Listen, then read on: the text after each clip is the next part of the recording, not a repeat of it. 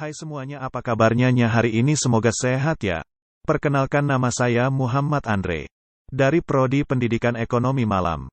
Dan di sini Bapak akan menjelaskan materi tentang perpajakan. Yang pertama ada pengertian pajak. Pajak adalah sumbangan wajib yang dibayar oleh para wajib pajak, WP, kepada negara berdasarkan undang-undang yang berlaku tanpa balas jasa yang diterima secara langsung diterima. Pajak bersifat dapat dipaksakan, yang berarti apabila WP tidak membayar pajak sesuai ketentuan maka WP tersebut dapat dikenakan sanksi atau hukuman baik denda maupun penjara. Setelah kita mengetahui apa itu pajak, kita masuk ke unsur-unsur pajak. Satu subjek pajak adalah siapa yang wajib membayar pajak kepada negara, atau disebut sebagai wajib pajak, WP, yang terdiri dari orang dan badan hukum. Dua objek pajak adalah hal yang dikenakan pajak, misalnya penghasilan, laba perusahaan, tanah, bangunan, rumah serta transaksi jual beli barang tertentu.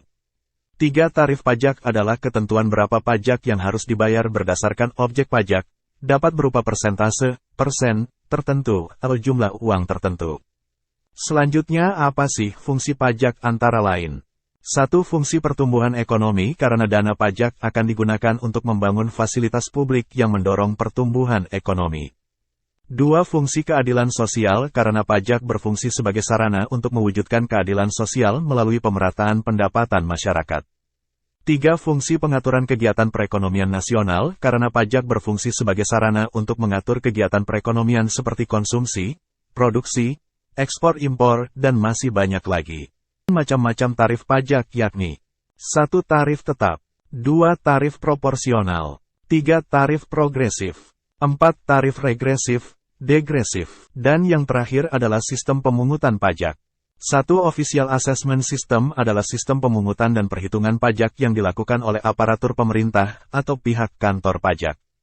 2. Self-Assessment System adalah sistem pemungutan pajak yang memberi wewenang kepada WP untuk menentukan sendiri besarnya pajak yang terutang. 3. Withholding System. Sistem pemungutan pajak ini memberi wewenang kepada pihak ketiga, bukan pemerintah atau WP sendiri, untuk menentukan besarnya pajak yang terutang oleh WP.